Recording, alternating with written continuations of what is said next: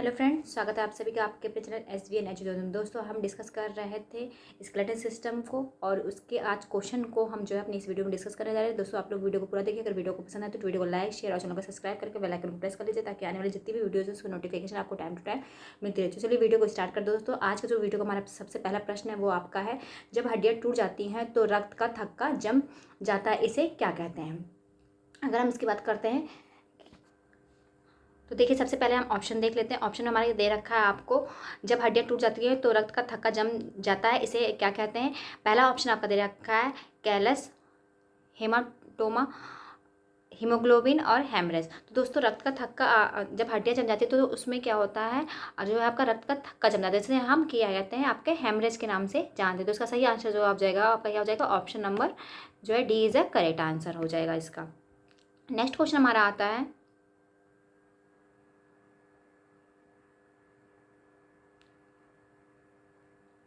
जब हड्डियाँ 3 या अधिक टुकड़ों में टूटी हों तो यह कहलाती हैं। अब यहाँ बात की जा रही है कि अगर हड्डियाँ जो हैं आपकी 3 या 3 से अधिक टुकड़ों में टूट जाती हैं तो उन्हें हम क्या कहते हैं। तो ऑप्शन जो दे रखा है आपका, ऑप्शन आपका है कच्ची अस्थिभंग, विषम अस्थिभंग, बहुखंड अस्थिभंग या फिर जटिल अस्थिभंग। दोस्तों, जो आपकी हड्डियाँ होती हैं जब वो 2 या 2 से अधिक भागों में टूट जाते हैं, तो जैसा कि आप जानते हो, कोई चीज़ अगर 2 से अधिक या क्या भागों में 3 से अधिक भागों में टूटती हैं तो उसे हम क्या कहते हैं, बहुखंड कहते हैं, यानी कि उसके कई खंड हो चुके हैं। तो इसका जो सही आंसर हो जाएगा क्या हो जाएगा आपका, option number C is a correct answer. Next question हमारा है,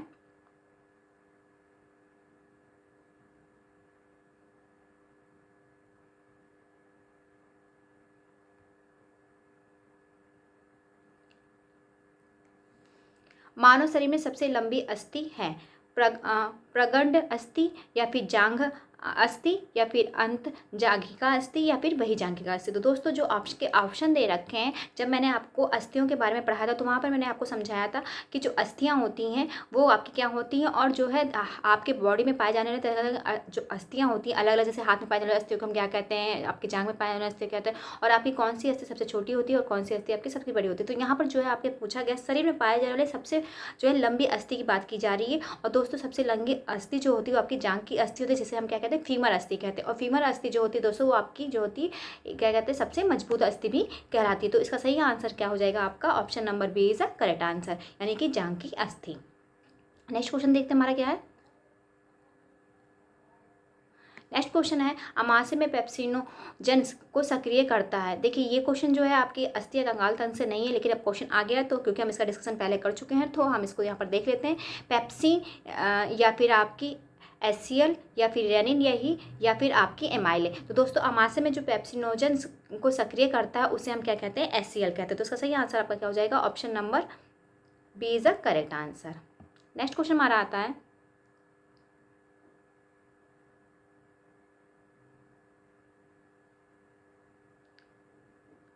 कोशिका कोशिका कंकाल का उदाहरण है, ट्यूबल और या फिर फिलामेंट्स, मध्यवर्ती तंतु या सभी। तो दोस्तों, जो कोशिका कंकाल होता है उसका जो आपका उदाहरण है वो आपका हो जाएगा ये सभी। ट्यूबला की बात करें या फिर आपकी हम बात करते हैं फिलामेंट्स या फिर मध्यवर्ती तंतु, ये सभी जो है आपके क्या कोशिका कंकाल के उदाहरण हैं। तो इसका सही आंसर आपका क्या हो जाएगा, option number D is a correct answer. Next question हमारा आता है,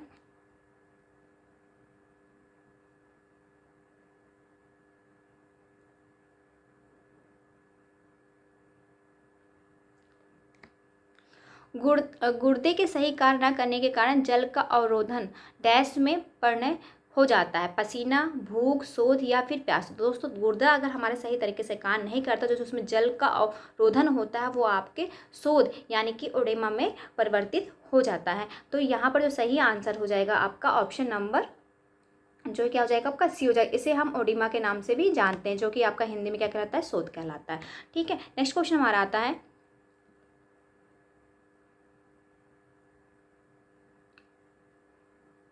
ये आपका अभिकथन और कारक है, जो कि आपका जिस तरह के क्वेश्चन जैसे जानते हैं आपकी नेट में इस तरह के आपके क्वेश्चन पूछे जाते हैं। इसमें से दोस्तों जो है सभी तरह के क्वेश्चन आपके दे रखे हैं मैंने। इसमें जितने भी क्वेश्चन हैं आपके वो जो है सभी जो है आपके पेपर के पॉइंट ऑफ व्यू से काफ़ी इंपॉर्टेंट है, क्योंकि ये क्वेश्चन आपके कई बार रिपीट हुए हैं और कई बार आए हुए क्वेश्चन है, जिसमें आपके GRC भी क्वेश्चन है, LT ग्रेड के भी क्वेश्चन है, नेट के भी क्वेश्चन है और PGT में भी आए हुए क्वेश्चन है। तो चलिए अब क्वेश्चन नंबर हम 7 को देखते हैं हमारा क्या है। देखिए अभिकथन की अगर हम बात करते हैं दोस्तों, तो यहाँ पूछा गया मजबूत हड्डियाँ तथा दांतों के लिए कैल्शियम तथा विटामिन डी दोनों की आवश्यकता होती है।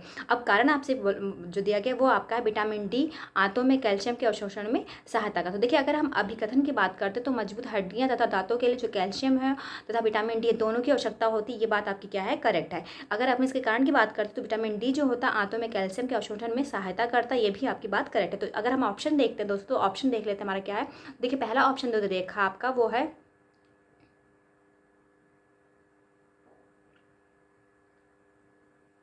थोड़ा सा आज दोस्तों ये जो है इस और यहाँ पर जो है सेटिंग में प्रॉब्लम्स हो रही है, लेकिन कोई नहीं, हम मैनेज करते हैं। देखिए पहला ऑप्शन जो देखा आपका वो देखा ऑप्शन नंबर ए जो है वो आपका ए सही है, आर गलत है। ए गलत है और आर आपका सही है, और ए तथा आर दोनों ही जो है आपके क्या है, सही हैं। और यहाँ लास्ट जो हमारा ऑप्शन नंबर डी दे रखा वो दे रखा ए तथा आर दोनों ही गलत है। तो जैसा कि अभी हमने बताया कि अभी कथन और आपका कारण दोनों ही क्या है, आपके सही हैं। तो इसका सही आंसर जो हो जाएगा वो आपका क्या हो जाएगा, ऑप्शन नंबर जो है आपका सी क्या होगा, इसका करेक्ट आंसर हो जाएगा।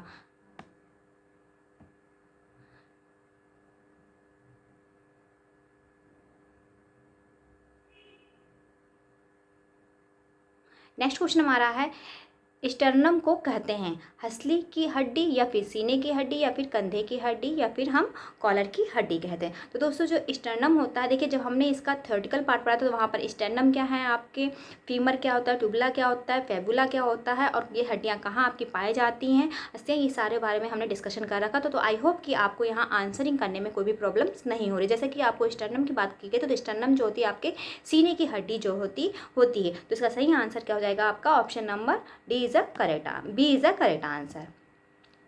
नेक्स्ट क्वेश्चन देखते हैं हमारा क्या है।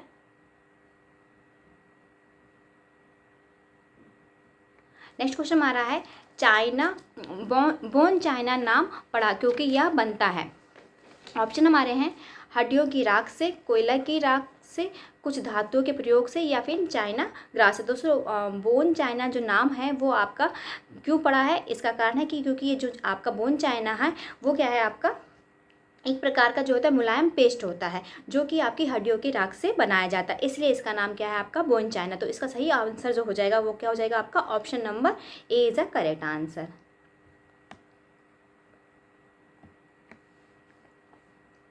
नेक्स्ट क्वेश्चन हमारा है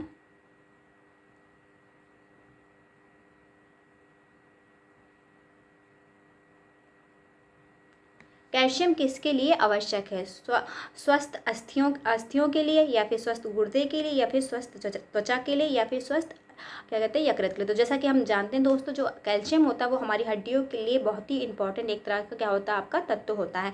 तो अगर हम यहाँ ऑप्शन देख रहे हैं तो ऑप्शन में आपको सही साफ आंसर समझ में आ रहा होगा कि जो ऑप्शन नंबर ए है वो क्या है आपका करेक्ट आंसर है, क्योंकि कैल्शियम जो होता है वो किसके लिए आवश्यक होता है, आपके स्वस्थ अस्थियों के लिए आवश्यकता होती है इसकी। तो इसका सही आंसर क्या हो जाएगा, option number A is a correct answer. Next question हमारा है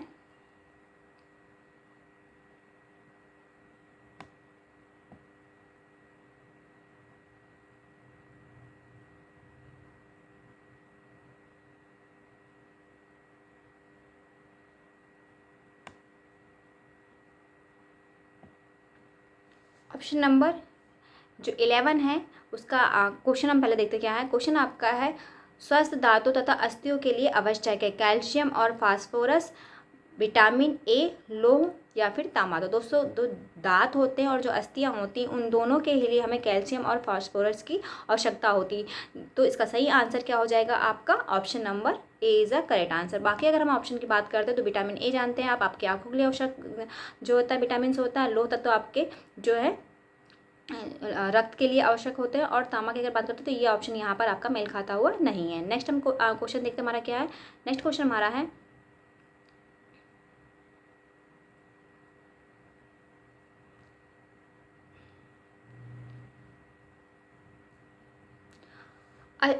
ऑस्टियोपोरोसिस शरीर के निम्न अंग को प्रभावित करती है। त्वचा, अस्थि, नेत्र, गला।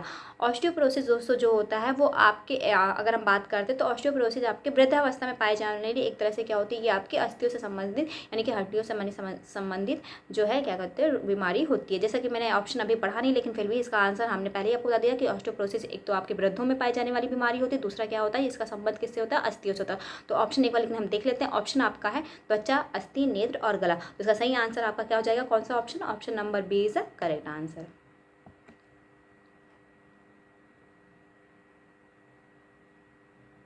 नेक्स्ट क्वेश्चन हमारा है लिगामेंट्स यानी स्नायु जोड़ता है हड्डियों को हड्डी से, पेशियों को पेशी से और हड्डी को पेशी से और पेशियों को उपस्थियों से। तो दोस्तों जो आपका लिगामेंट होता है वो हमारा जो है हड्डियों को हड्डियों से जोड़ने का कार्य करता है, जबकि आपका अगर हम टेंडम की बात करते हैं तो टेंडम जो होता है वो क्या होता है, आपको हड्डियों को पेशियों से जोड़ता है। तो इसका लेकिन सही आंसर आपका क्या हो जाएगा यहाँ पर, क्योंकि यहाँ पर पूछा गया लिगामेंट क्या होता है, तो लिगामेंट जो होता है वो हड्डियों को हड्डियों से जोड़ने का जो है कार्य करती है। तो इसका सही आंसर क्या हो जाएगा आपका, option number A is the correct answer. Next question हम देखते हैं क्या हमारा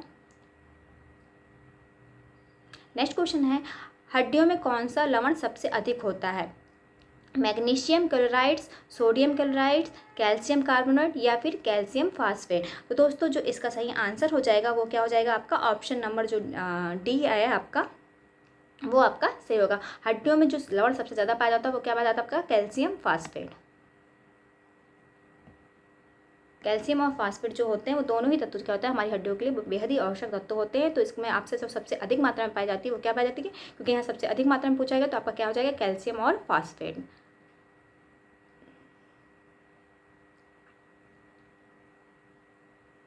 नेक्स्ट क्वेश्चन हमारा, मानव शरीर में कितनी पसलियाँ होती हैं, 12, 24, 22, 20। दोस्तों यहाँ पसलियों की जो बात की जा रही है, जब मैंने इसके बारे में पढ़ा था तब भी वहाँ पर मैंने बात की थी। जो अगर पसलियाँ जो होती है, देखिए यहाँ पर ऑप्शन आपको कंफ्यूजिंग दे रखा, लेकिन आपको ये ध्यान रखना है कि क्वेश्चन जो पूछा गया उस पर आपको फोकस करना। जैसे इन्होंने पूछा है कोई पसलियाँ कितनी पाई जाती है, तो देखिए अगर हम पसलियों की बात करते हैं, अगर हम जोड़े में बात करेंगे तो 12 पाए जाएंगे, लेकिन अगर हम उनकी टोटल संख्या की बात करते हैं तो वो 24 पाई जाती हैं। तो यहाँ पर ध्यान रखिएगा, यहाँ ऐसा कुछ नहीं लिखा गया कि जो है जोड़े में पाई जाती है। तो आपको आंसर क्या देना होगा कि पसलियों की जो संख्या होती है वो कितनी होती है, 24 होती है। तो इसका सही आंसर क्या हो जाएगा आपका, option number B is correct answer.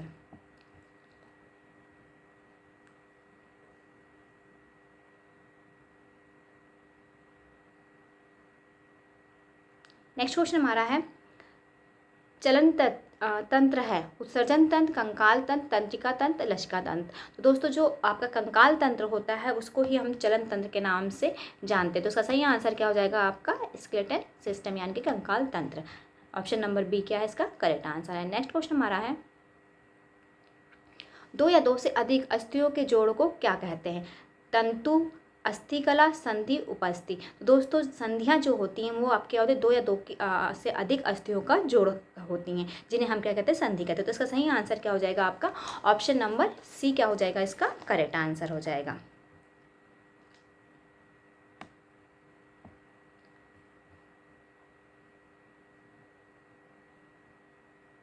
Next question हमारा है, दांतों को कितने भागों में विभाजित किया जा सकता है, 3, 4, 2 या 5। दोस्तों दांतों को जो होता है हम जो है क्या कहते हैं 4 भागों में यानी कि डिवाइड करते हैं। यानी कि आप कह सकते हैं, जब हमने दांत के बारे में पढ़ा था तो वहाँ पर हमने देखिए इस वाले पोर्शंस में जो हमने पढ़ा था आपको जब स्केलेटल सेशन, तो वहाँ पर हमने दांतों का डिस्कशन ज़्यादा नहीं किया था, क्योंकि इसके बारे में हमने जो है दांतों के प्रकार के वाले वीडियो में जो है डिस्कस कर रखा है। यहाँ पर दांतों के प्रकार जो पूछा गया है उसमें आप बताएंगे जो दांतों के प्रकार होते हैं, वहाँ पर हमने जब वीडियो डिस्कस किया तो बताया था आपको ये 4 प्रकार के होते हैं। कौन कौन से आपके होते हैं, एक तो आपका इंसीजर होता है, कैनाइन होता है, मोलर होता है और प्रीमोलर होता है। यानी कि ये 4 प्रकार के जो है आपके दांत पाए जाते हैं जिन्हें हम दांतों का भाग कहते हैं। तो ये इसका सही आंसर क्या हो जाएगा आपका, option number B is the correct answer. ये कितने प्रकार के होते हैं आपके, 4 प्रकार के होते हैं।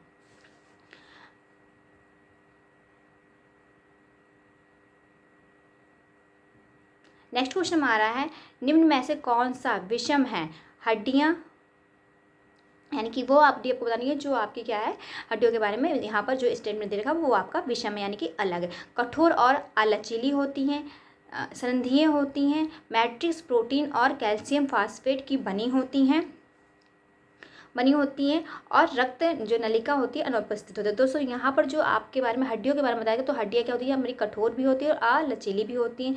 रंध्रियाँ भी उसमें पाई जाती है। मैट्रिक्स प्रोटीन और कैल्शियम फास्फेट की वो बनी भी होती है जो मैट्रिक्स उसमें पाया जाता है, लेकिन रक्त नलिका जो होती है अनुपस्थित होती है। ये बात क्या है इसमें आपकी विषम है। तो इसका सही ऑप्शन जो सही मतलब आपका अनुपस्थित होती है, ये भी बात आपकी सही है। यहाँ पर जो होती है इन्होंने लचीली बोली है, तो जो होता है आपका इस ऑप्शन क्या हो जाएगा, इसका सही ऑप्शन निम्न में से कौन सा विषम है आपको बताना हड्डियों के बारे में, तो आपका ये हो जाएगा। देखिए इस क्वेश्चन को एक बार हम लोग फिर से देख लेंगे। वैसे जहाँ तक मुझे इसका आंसर लग रहा है आप लोग का बताने के अकॉर्डिंग, देखिए इसका सही आंसर हो जाए, क्योंकि यहाँ पर विषम की बात की गई है, तो विषम जो होगा वो आपका क्या हो जाएगा, यहाँ पर हड्डियों के बारे में कठोर और लचीली होती हैं। ऑप्शन नंबर ए क्या होगा इसका करेक्ट आंसर हो जाएगा।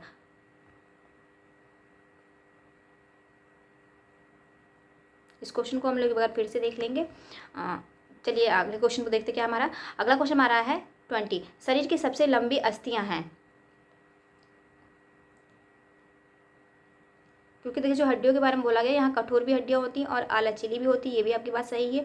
रंधियाँ जो होती है वो भी होती हैं, और मैट्रिक्स जो है प्रोटीन और कैल्शियम फास्फेट की बनी होती है, रक्त नलिका अनुपस्थित होती है। इनमें जो चार ऑप्शन मुझे सही लग रहे हैं, फिर भी हम इस क्वेश्चन को एक बार फिर से बाद में देख लेंगे।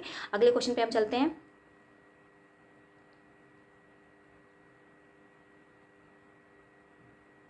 शरीर की सबसे लंबी अस्थि है, टिबिया, फीमर, फिबुला, इनमें से कौन है। तो दोस्तों देखिए जैसे कि अभी हमने हड्डियों के बारे में बात कर रहे हैं जो है, तो ये सबसे पहले तो आपको ये मालूम होना चाहिए कि इनमें से सारी हड्डियाँ जो नाम दिए गए हैं ऑप्शन से वो कहाँ पाई जाती हैं। और अगर आपने इसका जो कंकाल तंत्र का हमारा वीडियोज़ हैं उसके चारों पार्ट्स को ध्यान से देखा होगा, तो इन सब के बारे में हमने वहाँ पर डिस्कस कर रखा है, तो आपको बहुत आसान से इसका आंसर भी पता होगा क्या होना चाहिए। देखिए अगर हम ट्यूबुला की बात कर रहे हैं, पहले तो हम आंसर की बात कर लेते हैं। सबसे अगर शरीर की सबसे लंबी अस्थि की बात की जाए, शरीर में जो सबसे लंबी अस्थि पाई जाती है वो क्या होती है, अभी मैंने आपको बताया था कि फीमर जो बोन्स होती है वो आपके शरीर की सबसे लंबी जो है हड्डी होती है, जो कि हमारी कहाँ पाई जाती है, जांघों में पाई जाती है। और पाई जाती है जो ट्यूबिया है और फिबुला है, ये भी हमारे पैर में पाए जाने वाले ऐसे होते हैं, लेकिन ये हमारे निचले क्या कहते हैं हिस्से में पाई जाती है, तो इसका निचले भाग में पाई जाती है। तो सही आंसर इसका क्या हो जाएगा आपका option number B, femur.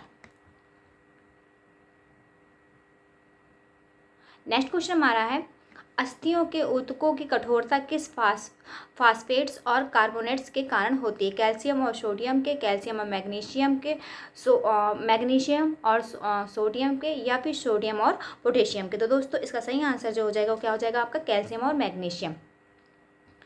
Option number B क्या इसका करेक्ट आंसर है।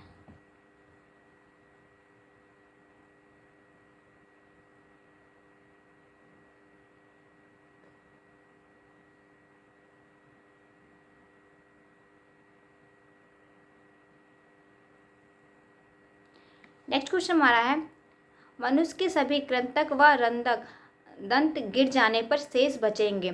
अब यहाँ पर दोस्तों देखिए हम जानते हैं कि जो एक वयस्क मनुष्य होता है उसमें दांतों की संख्या कितनी होती है, 32 होती है। पहले तो ऑप्शन आपके दे रखा 28 दांत बचेंगे, 20 दांत बचेंगे, या 27 दांत बचेंगे, या फिर 24 दांत बचेंगे। तो देखिए जो दांतों की संख्या होती है उसमें टोटल अगर हम संख्याओं की बात करते हैं तो हमारे जो वयस्क व्यक्ति है उसमें 32 दांत जो है आपके पाए जाते हैं। अब इसमें आपको कृंतक और रंधक दांतों की बात की जाए तो कृंतक जो होते हैं वो अगर आपके जो है क्या कहते हैं गिर जाते हैं, और जो आपके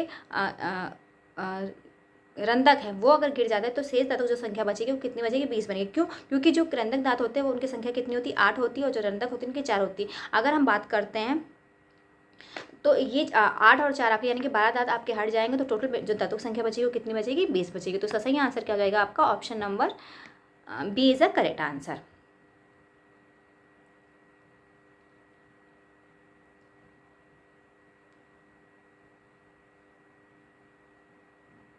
नेक्स्ट हमारा क्वेश्चन है कंकाल सिस्टम निम्न में से किन खनिज लवणों से बना है। कैल्शियम, कैल्शियम और फास्फोरस, फास्फोरस या मैग्नीशियम। तो कंकाल सिस्टम जो होता है दोस्तों आपका है वो किससे बना हुआ था, आपका कैल्शियम और फास्फोरस का बना हुआ था। इसका सही आंसर आपका क्या हो जाएगा option number B is the correct answer.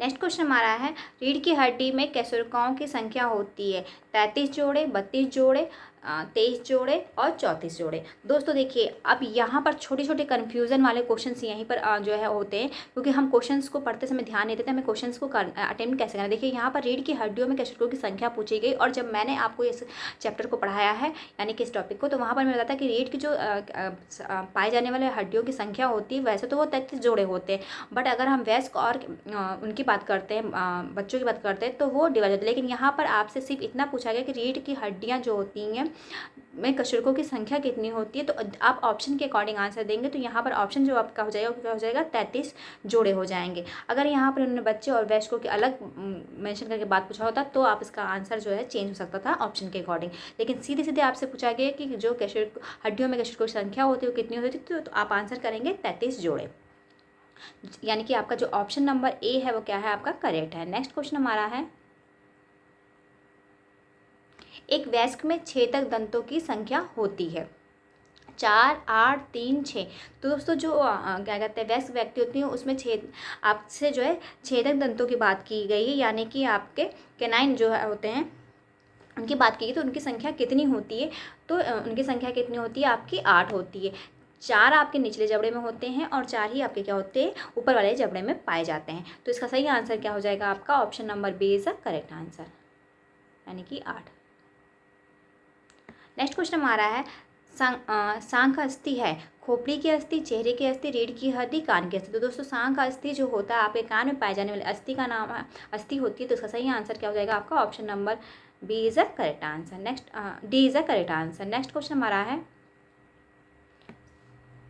शरीर में अस्थियों की उपयोगिता है क्योंकि यह शरीर को आकृति तथा गति प्रदान करती है, शरीर के भीतर कोमल अंगों को सुरक्षा प्रदान करती है, शरीर को दृढ़ता प्रदान करती है, उपयुक्त सभी। तो दोस्तों शरीर में अस्थियों की जो उपयोगिता है, ये सभी रीजन जो होते हैं अस्थियों की उपयोगिता के लिए हैं। तो इसका सही आंसर जो हो जाएगा, क्या हो जाएगा आपका, उपयुक्त सभी। ऑप्शन नंबर डी क्या है इसका करेक्ट आंसर है।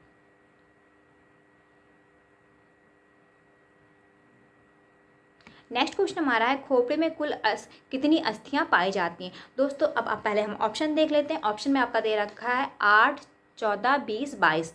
तो यहाँ ध्यान दीजिए आप लोग कि जब मैंने आपको क्या कहते हैं कपाल के बारे में पढ़ाया था, तो मैंने आपको बताया था जो कपाल होता है, पहले तो ये क्या होता है, किस तरह की अस्थि होती है आपकी, ये जो कपाल में आपकी अस्थि होती है वो आपकी अचल अस्थि होती है, यानी कि चल अस्थि नहीं होती, किसी तरह से हिलडुल नहीं सकती है, ठीक है। और मैंने वहाँ पर बताया था जब हम कपाल के बारे में पढ़ते हैं तो वहाँ पर आपका चेहरा और कान, इनकी अस्थियों को भी हम जो है काउंट करते हैं। तो लेकिन यहाँ पर जो आपसे पूछा गया है, तो ऑप्शन के अकॉर्डिंग आप आंसर देंगे। जब हमने बात की थी कपाल में, तो कपाल में आपके हमने बताया था 8 पाई जाती है, चेहरे में आपको 14 पाई जाती है, और जो कान होती है उसमें आपके कितने 6 पाए जाते हैं। तो कुल मिला के आपको मैंने 28 अस्थियों के बारे में वहाँ पर हमने डिस्कशन किया था। लेकिन यहाँ पर आपका 28 ऑप्शन नहीं दे रखा, तो आप कन्फ्यूज़ नहीं होंगे दोस्तों, इसलिए मैं यहाँ पर हर तरह के क्वेश्चंस को रखा है मैंने, और क्या कहते हैं उन क्वेश्चनों को मैं डिस्कस भी करते जा रही हूँ जो बहुत ज़्यादा इंपॉर्टेंट है, या फिर मुझे लग रहा है कि वहाँ पर आप कंफ्यूज हो सकते हैं। तो देखिए, जब खोपड़ी में कुल कितनी अस्थियों की बात की, तो ऑप्शन के अकॉर्डिंग यहाँ पर जो आपका ऑप्शन आएगा वो क्या आ जाएगा, 22 आ जाएगा।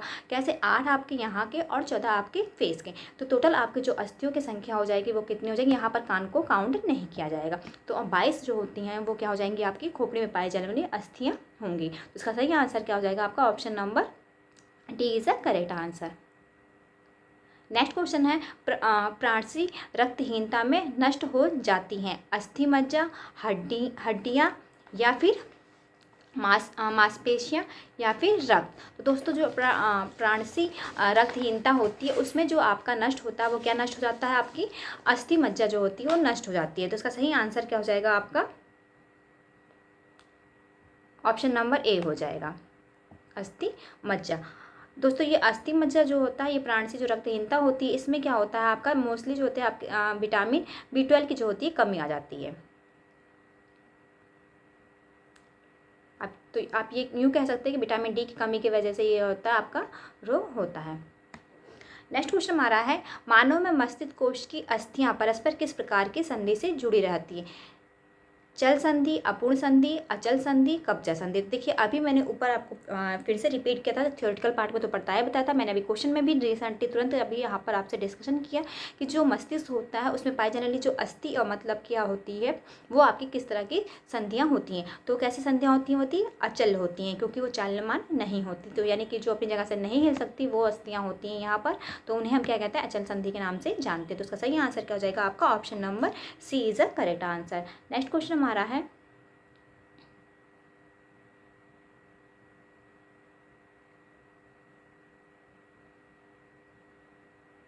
मानव शरीर की सबसे कड़ी वस्तु क्या है? मांसपेशियां, कोशिका, अस्थियां या इनमें से सभी? तो दोस्तों मानव शरीर की सबसे कड़ी जो वस्तु होती है वो क्या होती है आपकी अस्थियां होती है। तो ये तो बहुत ज़्यादा इजी क्वेश्चन है, इसका आंसर आप सभी समझ रहे हो कि मतलब क्या होना चाहिए अस्थियां होनी चाहिए। तो इसका सही आंसर क्या हो जाएगा आपका option number C is correct answer. Next question हम देखते हैं हमारा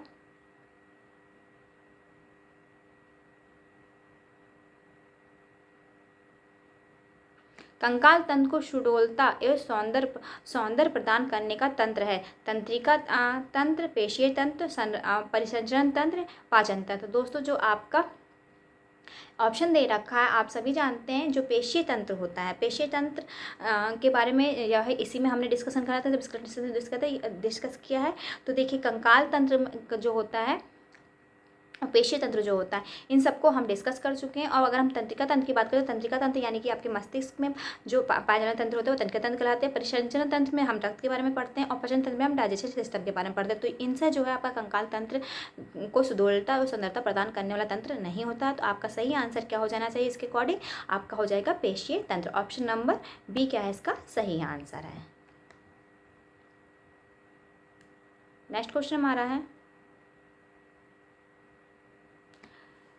रेडियस तथा अल्ना अस्थियां भंग होने पर उसे स्थिर होने के लिए प्रयोग करना चाहिए। खपच्चियों का, रस्सियों का, तेलों का, गर्म जल का। तो दोस्तों देखिए अब यहाँ पर आप जो है रेडियस तथा अल्ना, पैसे तो आपकी जब हड्डियाँ जो होती हैं अस्थियाँ नहीं भंग होती है तो वहाँ पर जो हम प्रयोग करते हैं किसका प्रयोग करते हैं? ना ही रस्सी का करते हैं, ना ही तेल का, ना ही गर्म जल का। हम प्रयोग किसका करते हैं? हम करते हैं खपच्चियों का प्रयोग। तो इसका सही आंसर जो हो जाएगा वो आपका क्या हो जाएगा? जो सही आंसर होगा इसका क्या? खपच्चियों का प्रयोग हम यहाँ पर करेंगे। और ये जो रेडियस है और आल्ना ये आपके कहाँ पाए जाने वाली जो अस्थियाँ हैं ये आप हमें कमेंट बॉक्स में जो है कमेंट करके बताएंगे। नेक्स्ट क्वेश्चन हमारा आता है 34 जो क्वेश्चन है वो आपका है पसलियों के बीच में स्थित जो पेशियाँ उसे श्वसन के लिए ऊपर उठाती हैं वह कहलाती है इंटरकोस्टल्स, मध्यपट, अनुप्रस्थ पेशी या फिर कोई नहीं। दोस्तों पसलियों के बीच में जो स्थित पेशियाँ होती हैं श्वसन के लिए जो उसे ऊपर उठाती हैं वो आपकी कहलाती हैं इंटरकोस्टल्स। इसका सही आंसर क्या हो जाएगा आपका? Option number A is a correct answer. Next question है मेरुदंड कोश पसलियाँ तथा उरोस्ती हैं। खोपड़ी की, धड़ की अस्थियाँ हैं, हाथ पांव की अस्थियाँ या इनमें से कौन? तो दोस्तों मेरुदंड कोश जो है आपके पसलियाँ तथा उरोस्ती हैं वो कहाँ की? आपकी धड़ की अस्थियाँ कहलाती। तो इसका सही आंसर क्या हो जाएगा आपका? Option number B is a correct answer.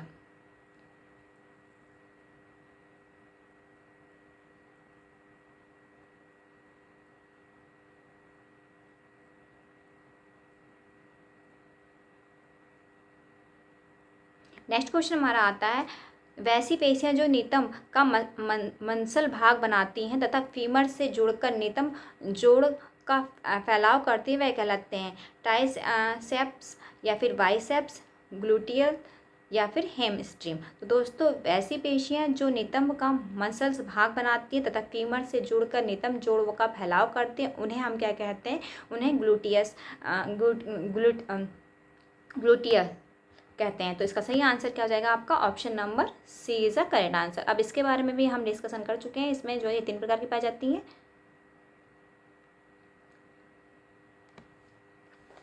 कौन कौन सी होती है 3 प्रकार आपकी? ग्लूटिनम मैक्सिमस पेशी होती है, ग्लूटियस मीडियस पेशी होती है और ग्लूटियस पेशी होती है। ये 3 तरह की जो आपकी पेशियाँ पाई जाती हैं। अब अगला क्वेश्चन हम देखते हैं हमारा क्या है। अगला क्वेश्चन हमारा है अस्थि पिंजर के कौन प्रमुख भाग नहीं है? सिर, धड़, अंग, अग्र अंग रक्त कण। तो दोस्तों अस्थि पिंजर की अगर हम बात करते हैं तो जो आपका रक्त कण है वो आपका क्या है, अस्थि पिंजर के प्रमुख भाग में नहीं आता। बाकी आपका सिर, धड़ और अग्र अंग जो है ये इसके अंतर्गत आते हैं। तो इसका सही आंसर क्या हो जाएगा आपका option number D is the correct answer. क्योंकि यहाँ नहीं पूछा गया तो उसके अकॉर्डिंग आपका आंसर जो जा रहा है वो क्या है आपका ऑप्शन नंबर डी है।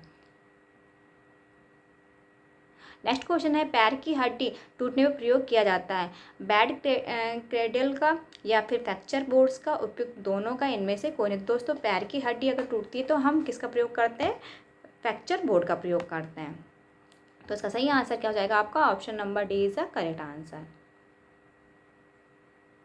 नेक्स्ट क्वेश्चन है, बेड क्रेडल्स का प्रयोग किया जाता है ऑपरेशन वाले रोगी के बिस्तर के लिए, हड्डी की टूट या जले हुए रोगी के बिस्तर के लिए, समान रोगी के बिस्तर के लिए, सैया घाव वाले रोगी के बिस्तर के लिए। तो दोस्तों जो आपका बेड क्रेडल का प्रयोग होता है वो हड्डी की टूट या फिर जले हुए रोगी के लिए किया जाता है। और ये आपका बेड क्रेडल होता है ये क्या होता है, या तो आपकी लकड़ी की बनी होती है या फिर एल्युमिनियम की बना हुआ एक तरह से क्या होता है आपका जो होता है ढांचा होता है। और इसका प्रयोग जो है हम हड्डी की टूट या फिर जले हुए व्यक्ति के लिए इसलिए करते हैं ताकि जो है चादर या कंबल से जो है उनका शरीर जो है क्या हो आपका जो है टच ना हो, छुए ना यानी कि। नेक्स्ट क्वेश्चन हमारा आता है, खपच्चों का प्रयोग किया जाता है चोट को ढकने के लिए, टूटी हुई हड्डी को अपने स्थान पर रोकने के लिए, रक्तस्राव रोकने के लिए, रोगी को सीधा रखने के लिए। तो दोस्तों खपच्चों का प्रयोग अभी इसी से रिलेटिव मिलता जो क्वेश्चन हमने ऊपर किया है कि खपच्चों का प्रयोग हम क्यों करते हैं, टूटी हुई हड्डी को अपने स्थान पर रोकने के लिए। तो इसका सही आंसर क्या हो जाएगा आपका option number B is a correct answer. Next question हमारा है,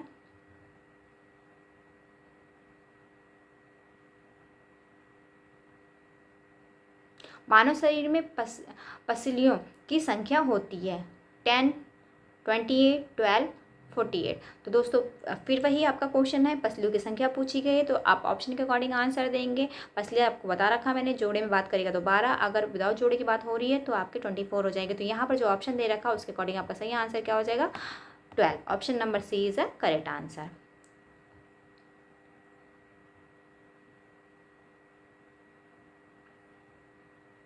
नेक्स्ट क्वेश्चन है, बच्चे में कुल कितनी अस्थियाँ पाई जाती हैं, 33, 64, 22 और 29। तो बच्चे में जो दोस्तों आपसे क्या कहते हैं उसकी बात की जा रही है कि इसकी अस्थियों की पाई जाती है, कितनी अस्थियाँ पाई जाती है। तो देखिए बच्चे में जो आपकी होती है वो टोटल आपकी 29 अस्थियाँ जो है आपकी पाई जाती हैं। जिसमें वक्ष की अगर हम भाग की बात करते हैं तो उसमें आपके 3 भाग आते हैं। कौन कौन से आते हैं, उरस्थी आती है जो कि आपका 1 होती है, पसलियाँ होती हैं जिसमें आपको 24 पसलियाँ हो जाएंगी, और अंश मेखला होती हैं जो कि आपके 4 हो जाएंगे। तो टोटल मिला के जो आपके वक्ष में पाई जाने वाली अस्थियों की संख्या होगी जाएगी वो कितनी हो जाएगी आपकी 29 हो जाएगी। यानी कि ऑप्शन नंबर डी क्या है इसका सही है।